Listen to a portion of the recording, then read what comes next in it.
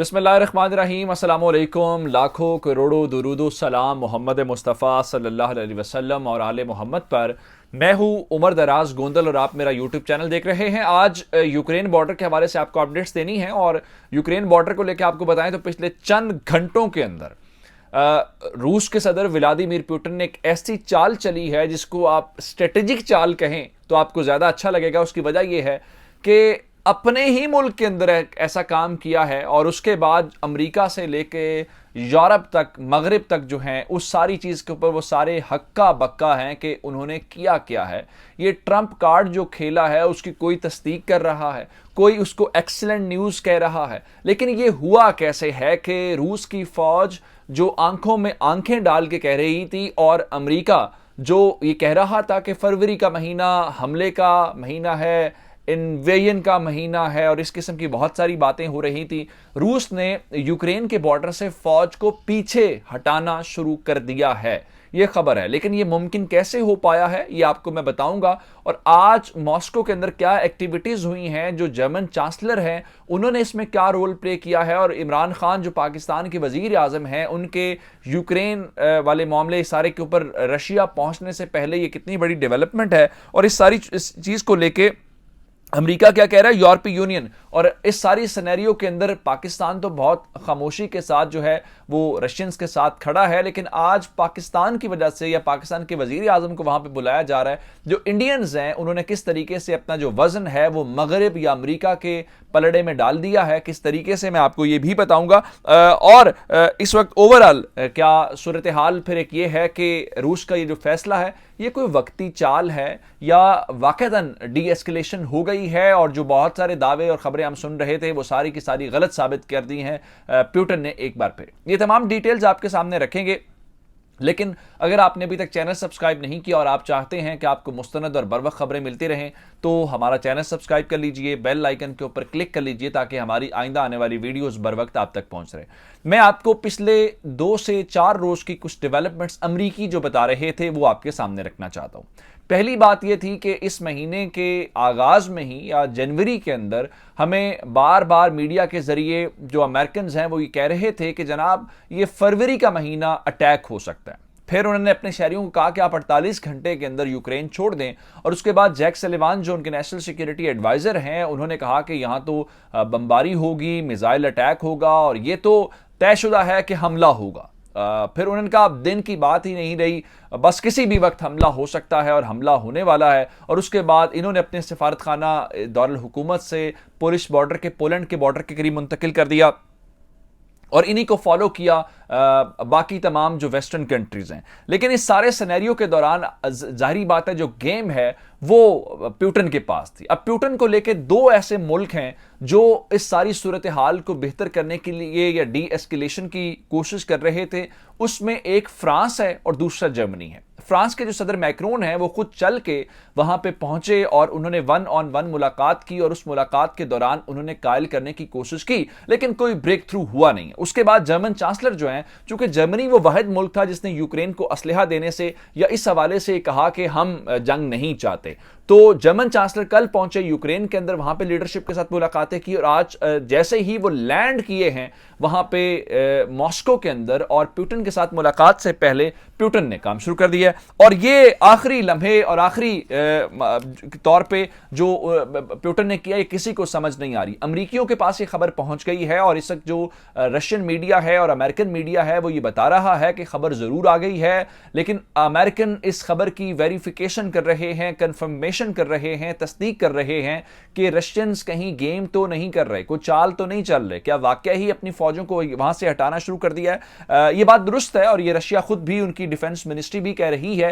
कि उनके फौजी बॉर्डर से पीछे हटना शुरू हो गए हैं। लेकिन मैं आपको ये बताऊं कि चूंकि इनकी असेसमेंट ये है कि 1 लाख से 1.5 लाख के दरमियान फौजी यहां पे तैनात थे, तो पार्शल विड्रॉल है, यानी मुकम्मल फौजी यहां से नहीं हटे, लेकिन कुछ फौजी जरूर हैं जो बैरकों में वापस रवाना हो गए हैं। मैं अल जजीरा की हेडलाइन आपके सामने रखना चाहता हूं, some Russian forces near Ukraine return to bases, के वो अपनी जो परमानेंट प्लेसेस हैं वहां पे उसके करीब चले गए हैं। और जर्मन चांसलर के लैंड करते ही ये बहुत बड़ा जेस्चर दिया है। इनकी जानिब से, रशियंस की जानिब से। और इस चीज़ को लेके एक और मैं अगर आपको बात बताऊं तो एक और जो वेस्ट का मुल्क स्पेन है उसने फौरी तौर पे कहा है कि अगर तो ये खबर मुस्तनद है और खबर दुरुस्त है तो ये एक्सीलेंट न्यूज़ है। और इस सारे सूरत हाल के दौरान आज भी अमरीकी और जो जापानीज़ हैं उन्होंने कॉन्टैक्ट किया। आप अंदाज़ा करें कि जो अमरीकी वज़ीर दिफा हैं वो बेल्जियम पहुंचे हैं और ब्रसल्स के अंदर उन्होंने जो इत्तेहादी हैं नेटो के उनके साथ कंसल्टेशन और बातचीत है। उसके अलावा पोलैंड और दीगर ममालिक, क्योंकि पोलैंड का बॉर्डर भी यूक्रेन के साथ लगता है, तो उनके साथ बात की। और इसके अलावा अमेरिका ने आज सॉवरन गारंटी के तौर पे $1 बिलियन जो है उसकी ऑफर की है यूक्रेन को, और जापान ने $100 मिलियन की जो कर्ज की पेशकश की है। लेकिन इस सारी सूरत हाल के दौरान यूक्रेन ने जैसे जर्मनी से कहा था, जर्मनी ने असलहा नहीं दिया था, आज ये खबर आई कि यूक्रेन ने फौरी तौर पे इसराइल से कांटेक्ट किया है। आपको याद होगा कि आयरन डोम सिस्टम के मुतालिक हम आपको खबर देते रहे हैं जिसको इसराइली बहुत इस्तेमाल करते हैं। यूक्रेन से उनसे रिक्वेस्ट की कि आप हमें ये आयरन डोम सिस्टम दे दें, हम रशियंस के खिलाफ इसको इस्तेमाल करेंगे। लेकिन एक इसराइली सहाफी ने आज आर्टिकल के अंदर दावा किया है कि मगरिब का इत्तेहाद है यूक्रेन और इसराइल भी मगरिब का इत्तेहादी है, लेकिन इसराइल ने आयरन डोम सिस्टम देने से इनकार कर दिया है। और इस आयरन डोम सिस्टम को इनकार करने के बाद मैं एक और बात जो डेवलपमेंट है यूरोपीय यूनियन ने भी आपको याद होगा यूके के अंदर जो यूक्रेन के सफीर हैं उन्होंने कहा था कि अगर उनके जो सिक्योरिटी डिमांड्स हैं जिसके अंदर मेन बात किया है कि हमें ये गारंटी दी जाए ये किसी तौर पे नेटो को ज्वाइन नहीं करेंगे, तो उन्होंने कहा हम इसको ड्रॉप कर देते हैं इस ऑप्शन को ही। आज यूरोपीय यूनियन ने भी इस सिलसिले में थोड़ा सा, जिससे लग रहा है कि क्यों हुआ है या ये पार्शियल विड्रॉल क्यों हो रहा है, यूरोपीय यूनियन ने आज कहा है जी जो रशियंस की सिक्योरिटी डिमांड्स हैं, जो सिक्योरिटी कंसर्न्स हैं, हम उसको डिस्कस करने के लिए तैयार हैं। अब इस सारी सूरत हाल को लेके दो बड़ी इंपॉर्टेंट डेवलपमेंट्स हैं। एक, रशियन लोअर हाउस के अंदर आज उन्होंने ये कहा है कि आप एक काम करें कि जो इनके ईस्टर्न यूक्रेन के अंदर वो पार्ट्स हैं जो थोड़े अपने आप को इंडिपेंडेंट कहते हैं या जहां पे बगावत का एलिमेंट है, वो स्टेट के खिलाफ लड़ रहे हैं, तो पुतिन फौरी तौर पे उन रियासतों की जो सॉवरेनिटी है या खुद मुख्तारी है उसको तस्लीम करने का ऐलान कर दें तो ये तमाशा ही खत्म हो जाएगा। एक बात तो ये है। दूसरा, रशियंस और नॉर्वे के दरमियान जो बेरेंट्स सी हैं वहां पे आज ये बताया गया है कि रशियंस ने एक बड़ी ड्रिल शुरू की है और ये ड्रिल ब्लैक सी और इसके अलावा जो बेलारस के अंदर काम है, बेलारस वाली मशकें जारी हैं चूंकि 10 दिन का है वहां पे ये और बेलारस के अलावा ब्लैक सी के अंदर 30 जहाजों के साथ और बेरेंट्स सी जो है वहां पे आज बताया गया है कि 20 जंगी जहाजों के साथ रशियंस ने आज के दिन ही मशकें की हैं। यानी दोनों ऑप्शंस को वो साथ साथ इस्तेमाल कर रहे हैं, जहां पे एक तरफ उनका लोअर हाउस कह रहा है कि आप उसको तस्लीम कर लें और दूसरे नंबर के ऊपर बेरेंट्स सी जो है उसको लेके ये बात कर रहे हैं। अब एक तरफ आ जाते हैं, इस सारे सिनेरियो के दौरान अमेरिका या बाकी वेस्ट की बात तो कर ही लेंगे, पाकिस्तान के प्राइम मिनिस्टर ने जाना है और पाकिस्तान के प्राइम मिनिस्टर के जाने से पहले ये बहुत बड़ी डेवलपमेंट है कि डीएस्केलेशन होती है, तो जाहिर बात है हमारे लिए उनसे बात करना या चीजें लेना आसान हो जाएगा बजाय इसके कि वो अपने इन मामलात के अंदर फंसे हों।